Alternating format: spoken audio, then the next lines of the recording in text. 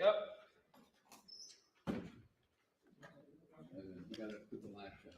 All right.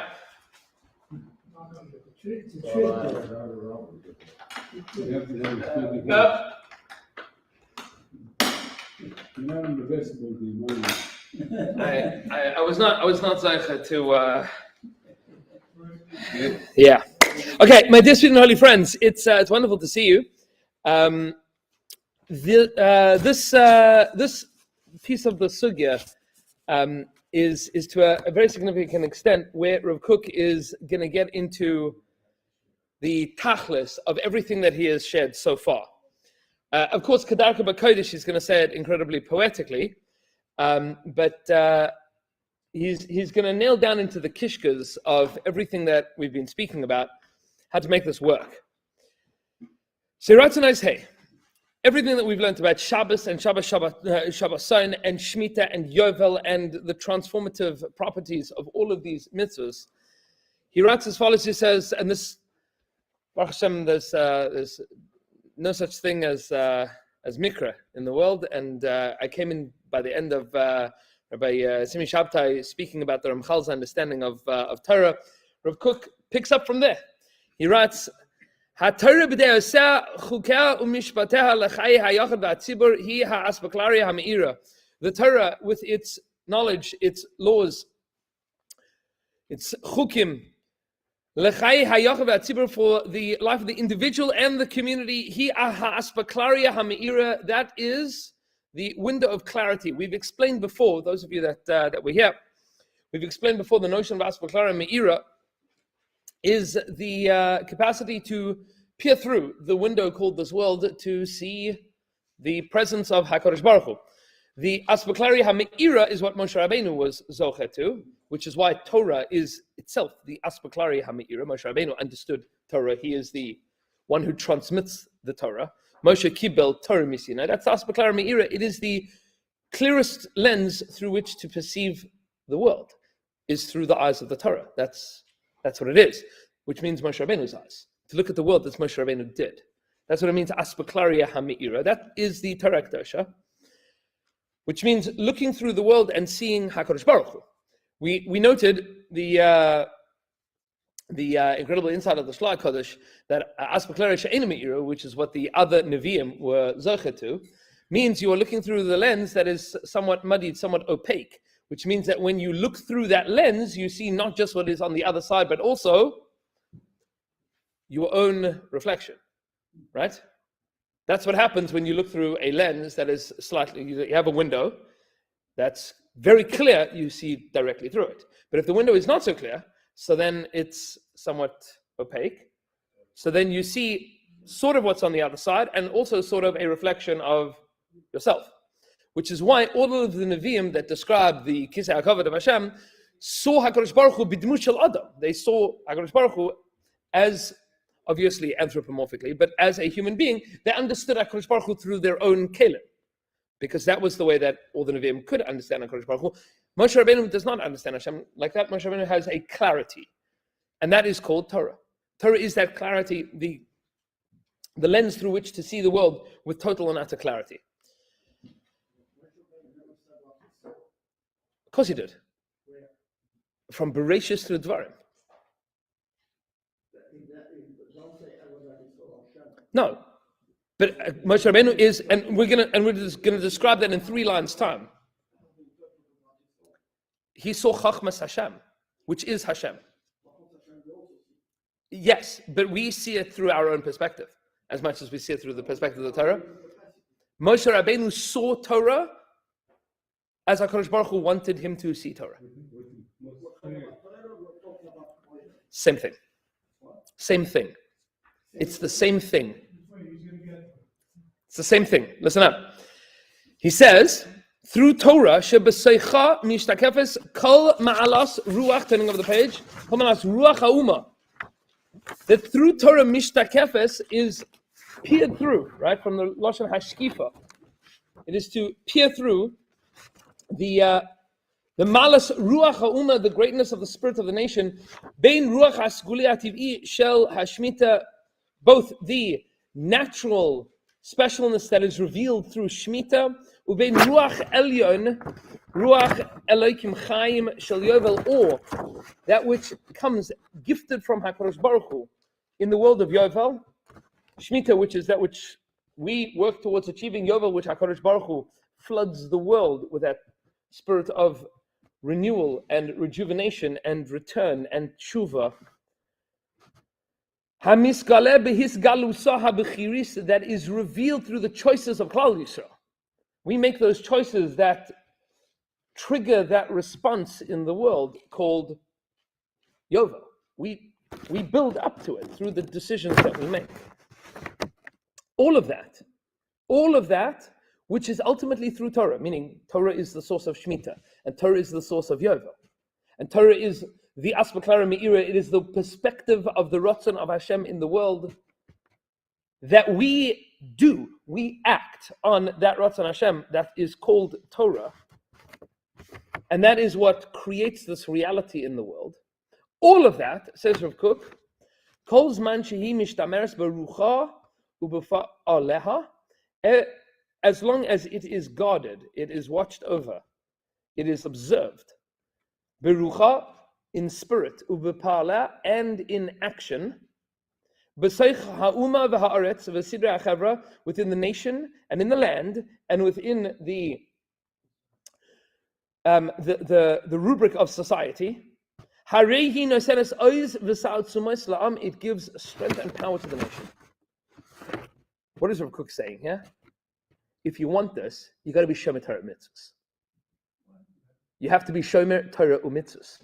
If you want this, if you want a Eretz Yisrael and a nation called Klal Yisrael living in Eretz Yisrael that is able to transform humanity, that is able to fix up the mistakes, that is able to continuously rejuvenate ourselves and grow, trending upwards slowly and surely to a place and a society and a world that is Ratzon Hashem, it doesn't happen without being shomer Torah mitzvahs, both in the spirit of the law and in the letter of the law. You got to be shomer Torah mitzvahs, otherwise none of this works. It doesn't work to be in Eretz Yisrael without being shomer Torah mitzvahs and say, well, we're here, so it's great. That's not enough. Why? Because Shemitah and Yovel, and the power of Shemitah and Yovel to transform Klal Yisrael, are Torah. That is Torah. The mitzvah is the Torah. The Torah is the mitzvah. And the effect is as a result of all of this. You can't bifurcate it. You can't say, I want to be living in a world of Yovel without activating that world of Yovel. It comes as a result of our activities. It comes as a result of us making that a part of our lives. It doesn't help to not do that. You won't have Yovel without working towards it. You have to be shomer Torah u'mitzvahs in order for this to exist. And so he writes, Hadveikus be'elokim, that cleaving, that connection to HaKadosh Baruch Hu that we've described, which, as we noted, the Orach Chaim HaKadosh told us, V'atem hadveikim ba'Hashem elokim chaim, that the Rebbeinu Shalom is life. Kulchem hayom, then we are all present, then all of us are here. Kulchem hayom, we are whole, but also V'atem hadveikim ba'Hashem elokechem chaim kulchem hayom, that as much as we cleave to HaKadosh Baruch Hu, we are dobek to Hashem, then we are alive. So there is both life and shlemus that comes with a cleaving to Hashem. All of that, hara'anana, that freshness, that rejuvenation, misha'ashas hi az es nishmas hachaim shaloi, umeranenes es halev shel kol prat. It is now activated and it is beating in the heart of each individual through the observance of Torah mitzvahs. Hi halachas v'zeiremes al or ha'emunah ha'elokis. It is continuing and flowing and growing through the light of emunah of HaKadosh Baruch Hu, al pi ha'karasa shel ha'umah, through the recognition of the nation, mitzad nishmas skulasa hativis, through its natural proclivity to understand this. Meaning, as we've noted many, many times, Rav Kook has told us that we as individuals are naturally inclined to a relationship with Hashem. Klal Yisrael is naturally inclined to this. Recognition of that natural inclination, of our natural proclivity to dveikus b'Hashem, that then generates a desire to do what HaKadosh Baruch Hu wants, that beats within the heart of every single Jew. Asher beirurah hatoiladatiyim shehi meuteres bahem, that the clarification that is required as a result of our birth, and we'll describe what that is, he meuteres bahem, is crowned through it, benizri Yeshua midar darim, with a crown of salvation from generation to generation. Heim machshirin es ha karasa ha'elokis hamiyuchedes lefi tzivyono haprati. These are hard words. Let's explain. Asher beirureha ha'toiladatiyim, that the clarifications of their birth, he meuteres bahem, is crowned with them. Benizri Yeshua midar darim, with the crown of salvation from generation to generation. Him machshirin es hakarasa ha'elokis, that is what enables the recognition of godliness hamiyuchedes, which is unique and special, lefi tzivyona haprati, for the particularities of each individual. Let's describe. There is a... Like each person brings his own pickle to the to this. This is the... Yes. But each person has a thing to do with their peckle. You bring something, and then you got to do something with it. What is that? What is the thing that you are supposed to do? So, in Machshava, in Kabbalah, in Chassidus, all over the place, there is the notion of birurim, to be mevarer something. What does it mean to be mevarer? Clarify, right? The melacha of borer, for example, is to separate bad from good, to be mevarer something. There is an avoda of birur that every individual undergoes throughout our lives, which is, in a very deep and profound way, the avoda of each individual. And the avoda of humanity as a whole is to be mevarer. For example, let's say you have a guy that Baruch Hashem was very matzliach, made a lot of money, decides that he wants to build a yeshiva. So you say to him, that's wonderful. You want to build a yeshiva? That's a gewaldic thing. So he says, I'm gonna put down my money. I'm gonna build a yeshiva. Did he do a mitzvah? Absolutely, unquestionably, he did a mitzvah. He did a tremendous thing. Did that mitzvah affect his neshama in a very profound and meaningful way? Yes. But let's say at the same time that he's building the yeshiva, he also has like a shtickle, like feels good about this, like I'm the guy. There's a shtickle like covered in gaiva that exists there.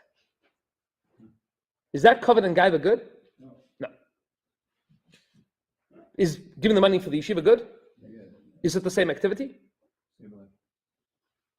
Yes. They come b'vas achas, right? So you have a guy, he's about gaiva, but he's building a yeshiva. So what do you want? Should he give the money or should he not? Sure, you should give the money. Absolutely. Right? Let's get it in writing, right? That's that's what you say. He said, absolutely, you should totally. Right? But else what this does to him. Sure. Right?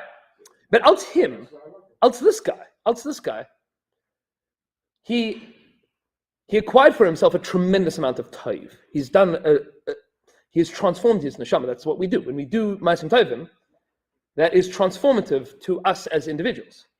He has transformed himself immensely, positively, but also a shtickle negatively. Now, we would never say to him, don't do it. We'd say, absolutely, go ahead and do it. But there is now a mixture, right? There's a tarovis here. There's a tarovis of tov and ra and tov, and it's very hard to extricate the one from the other, right? Very hard. Because you have a guy who's doing immensely good things, wonderfully positive things. And yet at the same time, you still want to sit him down with like a Mesilas Yesharim and be like, maybe we should learn about Gaiva and Anova a little bit. And you're not going to say that to him because otherwise he's not going to build the yeshiva. So you don't. So what happens now? So his neshama now has acquired within him, he has now transformed himself primarily positively, but also a shtickle not. The tov came together with the ra. It came together. My dear sweet and holy friends, this is called etadas tov v'ra. There is a mixture here of tov and ra. There's tov. There's definitely, unquestionably, there is tov. Is there also ra? Yes. Which means that at some point in time, this neshama, this incredible, powerful, heilige neshama, is going to need to extricate that ra. Because you want it to be kula tov. And that's a big avoda. To somehow or another get to the point that you can extricate that ra from that. To be able to say, it's been 50 years since I built the yeshiva. I was a young man then, and I had a lot of gaiva, and I was very proud of myself for doing that. I want to do tshuva on the gaiva. Not on the yeshiva, chalila, on the gaiva. I want to fix that. I want to be mevarer the ra out of the tov. That's the koyach of birur. Now, that's a poshet example. But sometimes the example is much less poshet. Like much less poshet. You have a situation where somebody is, anybody from the outside could tell what's tov and what's ra there. That's not hard to tell. But sometimes you mamish don't know. Meaning the layers and layers of character and personality make everything so murkav and such a tarevis. Everything is tied up with everything else. It becomes like impossible to pull the one thing from the other. It's like you ever take out like headphones out of your pocket, and then the wire looks like a cholent, and then it's like half an hour before you can listen to the daf yomi because you have to like thread that wire through. It's like everything is just muddled up and messed up. You just don't know. So you have somebody that does like some business deal, gets like an opportunity to do a business deal, and says yes. I don't know why they said yes. What was the emotions that drove them to do that? A person has a reaction to something, then you wonder, what was that reaction? Where did that come from? Did that come from like a chelik inside of me that was tov, or a chelik inside of me that was lo tov? Like, where did that even come from inside of me? Is this something that I need to work on? Is that something that I need to fix? Is this something that is great and I need to like drill down on it and make greater? Like, where does it even come from?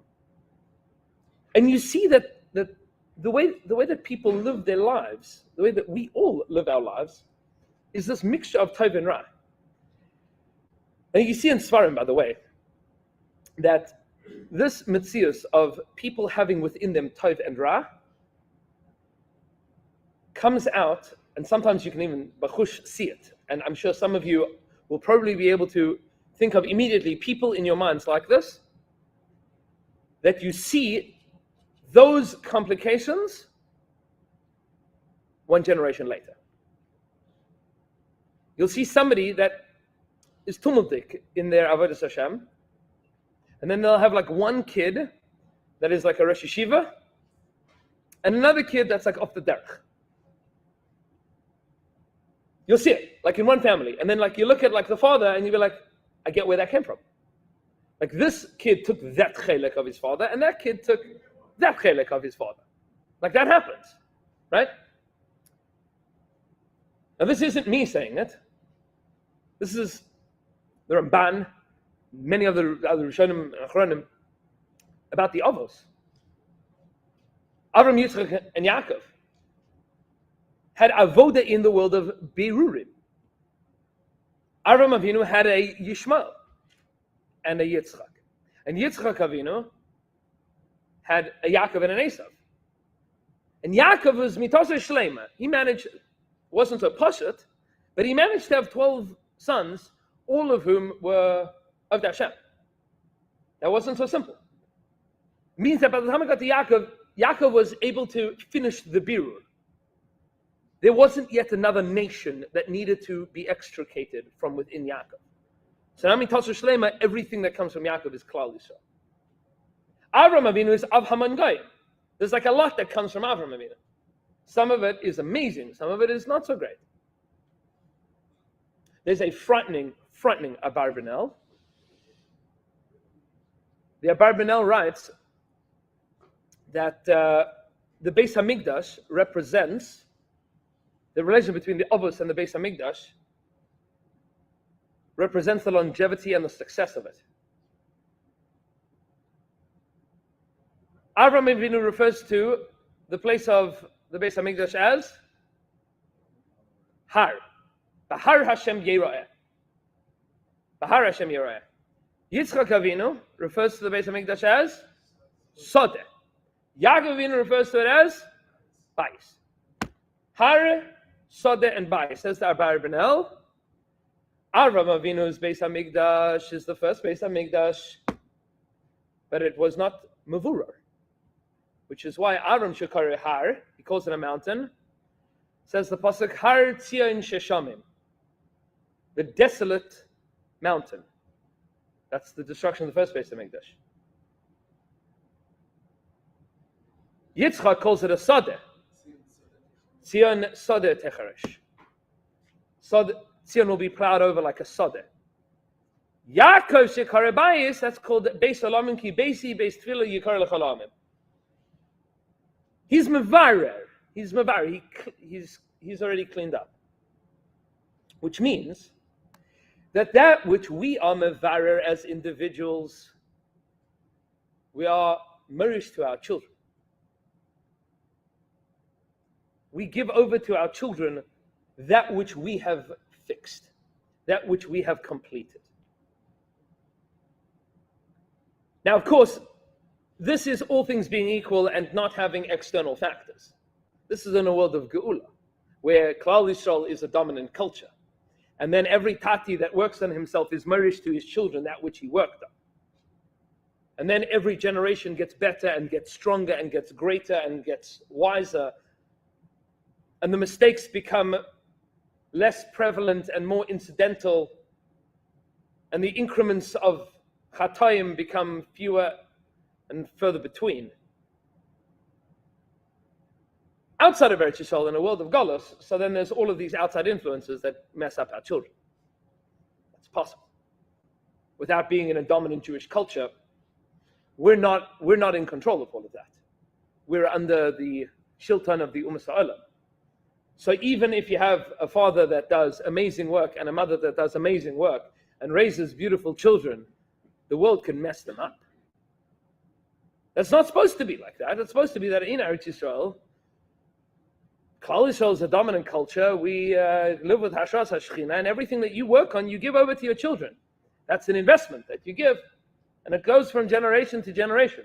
That which you are mevarer becomes the starting point for your kids. I told the story a little while ago. The Sasemis gave the mashal like this. The Sasemis, Schus Yogan Aleinu, the Sasemis became Rebbe at the age of 22. Which was the second time he was offered to become Rebbe. Sasemis was the grandson of the Chidush Arim, Yitzchak Meir of Ger. The Chidush Arim had a number of children that all of whom died in his lifetime. He had two children that lived long enough to have grandchildren. First cousins that became Rebbes. One was the Sasemis and one was the Tzaddik of Pilz. There was some Mechutanim. The Sasemis was the eldest grandson of the Chidush Harim son Avram, which is why the Imrei Amos is named Avram Moshe. That's after the Sasemis' father. So the Chidush Harim basically raised his grandson. The Chidush Harim was niftar when the Sas Emes was 18, and they came to the Sas Emes and they said to him, "Will you be Rebbe?" And he said, "No, absolutely not. Find another Rebbe." So they did. They went to Gershon Henach of Alexander. Henach of Alexander was the Rebbe who was actually older than the Chidush Harim. He was Migdolei Hasidim, and he became the Rebbe of Ger for 4 years. And then he was niftar. And then at the age of 22, they came back to the Sas Emes and they said to him, "Will you be the Rebbe?" And he finally agreed. He was strong-armed into it. He was Rebbe from the age of 22, I think, to the age of 56. He was niftar young. At the age of 56, he was niftar. They said when he was niftar, there were 30,000 Hasidim that came to his levaya. They were standing like on top of the cars of the trains, like they were holding on to the cars of the trains to get to the Sas Emes levaya. They asked the Sas Emes, "How did you become a Sas Emes? How do you become that?" So he says, "I'll tell you a mashal." He says, "Yeah, I wrote about this once or twice, and I've told this in shul a few times. It's a very kedai mashal to understand all of what Rav Kook is saying here." He says, there was a man that decided that he wanted to climb the highest mountain in the world. You know this mashal? Man wanted to climb the highest mountain in the world. So he trained for months and months and months, and he raised money, and he has an expedition, and he has a team, and he's there, and then finally, the day comes and he begins the ascent of this mountain. It's a month to climb, I don't know, Everest, whatever it is. So he's climbing. I don't know if the Sas Emes knew of Everest like we do. I don't know. He's climbing. Finally, it takes him a month, he gets to the top of the mountain. He gets to the top of the mountain, and as he gets there, he sees there's a little boy hanging out there. He looks at him and he goes, "Ingela, how did you get here? I've been climbing for a month, I'm like the best mountain climber alive today. I've been climbing for a month. How did you get here?" He says, "What do you mean, how did I get here? I was born here. My parents climbed the mountain, 35 years ago, and they built a home, and we've got a little hut over there. I was born here." So the Sas Emes says, don't be so, spoiled from the fact that I am the Sas Emes. I was born there. You look at my grandfather, look at my father, you look at the mishpacha, it's not the same thing. I was born here. I had a different upbringing. I think in America they call it privilege. Yes, I was born there. I was privileged to be born at the top of the mountain. Says Rav Kook, that is what every single Jew gives to their children. You give the tov and you give the not so tov, but all of the birurim that you achieve in your life, you give over to your children, both when you have children and when you raise children. The children are a reflection of you. They're a reflection of the good in you and the reflection of the not so good in you. That's called birurim. This is hard to say. There's a devastating Me'ashilayach. Me'ashilayach in Parshas Vayeshev asks the question. He says, I don't understand. How is it that Er and Onan, grandsons of Yaakov Avinu, they don't want to have children? How is it that they don't want to have children? Yaakov's entire life is about having children. His whole life is to build the Shvatim. Why is it? How could it be that Yaakov Avinu has grandsons that don't want to have children? Aaron, no. Because Baruch Hu takes them out of this world because they don't want to have children. Says the Me'ashilayach. It's hard to even say this. He says, the Pasuk says at the beginning of Parashat Vayeshev Yaakov Eretz Meguri Aviv. Medrash says, Bikesh Yaakov Leishav V'Shalva. Yaakov Avinu wanted to sit in peace. So, Rogzah Shal Yosef is what comes as a result of it. HaKadosh Baruch Hu says to him, no, Yaakov, you don't get to sit in peace. Which means that it was wrong for him to want that. That was a piece of Yaakov Avinu that was not tov. Now for Yaakov Avinu, what was that? What was that? He wanted to sit b'shalva, he wanted to sit beis medrash, he wanted to learn, he wanted to teach. But there was a chelik of that was against the Ratzon HaBorer, which was, HaKadosh Baruch Hu wants you to build the world. And that came out in his grandchildren. He had grandchildren that Ashtikal didn't want to build the world. Like HaKadosh Baruch Hu did not want the world to be desolate. Yaakov Avinu didn't want to engage with the world completely. It came out in his grandchildren. It happens. Yaakov Avinu has 12 sons and many, many grandchildren. There's 2 grandchildren, 2 Einiklach, that represented the shtickle loy toiv inside of him. So he was mavara that. This notion of being morish, that which you achieve in your ruchnius to your children, that's Rav Kook's point here. So he says everybody comes with a pekel. Your job is to clarify out your mishigasim so that what you leave behind is a more polished product. That's the crown that is passed from generation to generation. That you're makir the Ribbon Shalom within you. Yaakov Avinu wants to sit and learn. Is that good? Yes. Is there a piece of it that is not entirely perfect? Yes. And it comes out in his grandchildren. So it has to be mavur. Ad chut asara, because it's true. It's true. The har covers all of the muddles and mixtures and everything that we are. You have to pull apart. You have to thread that needle and just, it's very hard. I think today people go to therapists for these things, right? Like, people sit down with a therapist and like rehash conversations that they had with their mother 60 years earlier. Why? Because in those conversations there is good and there is not good. Eitz hadas tov v'ra, it's mixed. Fixing the chait of the Eitz hadas tov v'ra means pulling that apart, saying this is tov and this is ra, this is emes, this is sheker. That's the avoda. So let's now see this inside. He says that is asher beirureha hatoladetiyim shehi meuteres bahem, through the clarification of their birthright, of that which everybody comes into the world with, is meuteres bahem, is that crown benizra Yeshua midar darim, the crown of salvation from generation to generation. Heima machshirin es hakarasa ha'elokis ha'miyucheles lefi tzivyona ha'prati. That is what enables each person to be that which HaKadosh Baruch Hu wants them to be in the world. The notion of Yeshua, bedafka, chavra, is Yom Kippur. Is tshuva that comes, mila'el, comes from HaKadosh Baruch Hu. That's called Yeshua.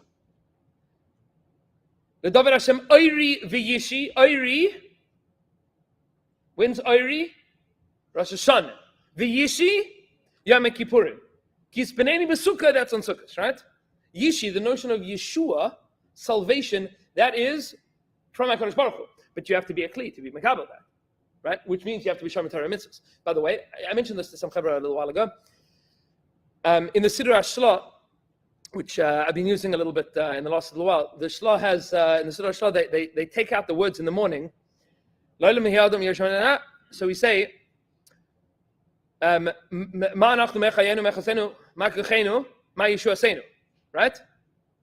So the Shla takes out, quotes from Nabu Dram, take out the words Ma Yeshua Seinu. You don't say Ma Yeshua Seinu. Why? Ma Kechenu, what's our strength? Fine. Ma Chayenu, what's our life? Ma Yeshua Seinu, what's our salvation? What do you mean what's our salvation? There's only one thing that. Ma Yeshua Seinu. You don't throw up your hands and say, what saves us? There is something that saves you. So he takes out those words, Ma Yeshua Seinu, it comes from the Abu Dram like that. You don't say Ma Yeshua Seinu. Yeshua comes from HaKadosh Baruch Hu, Yishi. That is HaKadosh Baruch Hu giving over to you. Gives over to you. That's how it works. So he says like this. This recognition, this special recognition goes and acts.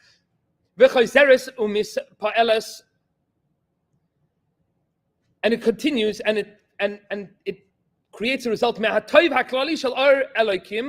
that overwhelmingly great goodness of HaKadosh Baruch Hu, that is resonant within each individual in the world. It's there. He mitiva oisai, it is that which is good to us. Misagelas oisai eleha behatbi'ah by estivyoina haprati. It is the reawakening of that resonance Ratzon Hashem that is within each and every one of us, that just requires us to fix ourselves up, to be Mavar Tov Ra, to recognize, to realize, to bring ourselves to fruition.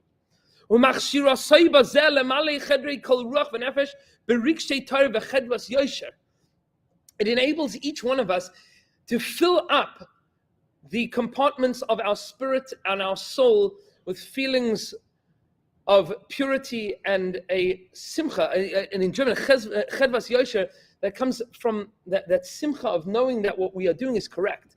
That's what we call, I think in English, a confidence, to know that what you are doing is right. Which is, by the way, one of the things that people struggle with in life, bichlal. How do I know that what I do is right? I think what I do is right. I don't know. Maybe what I do is messed up with like other egos and agendas and like outside influences. Chedvas yosher means I know what I'm doing is right. I am reflective. What I do is reflective of the way HaKadosh Baruch Hu wants me to be. It is my optimized state of being. It's called chedvas yosher. Hamevusasim benitzchiyosam be'ednom ha'eloki, that is based in perpetuity, in eternity. Be'ednom ha'eloki, with that beauty of understanding of what Hashem wants from us. Shehu matzilam mikol yeush, that saves us from despair. Umisagvam yesha adei ad, and infuses within us a eternity of being saved. That's what it means to be shomer Torah mitzvahs. Keep the mitzvahs so that you can activate who you are supposed to be, so that Klal Yisrael can be who we are supposed to be, so that you can figure out what is good and what is not so good, to finally separate Tov and Ra from one generation to the next, to eventually turn the Eitz Hadas Tov V'Ra into Tov and Ra, and to be able to find an Eitz HaChaim. I'll see you guys next week. Those that haven't yet contributed to the BRS Global campaign this week, this is the week to do it. brsonline.org/global. If you like any of the Torah that we're teaching, help us out and have a wonderful day. You can hold on to it, or I'll hold on to it for next week. Either. What are you learning again? We are learning Rav Kook's introduction to Shabbos Haaretz. Beautiful. And this I know to cook something. yeah. So I'm debating doing a cook on karbanos.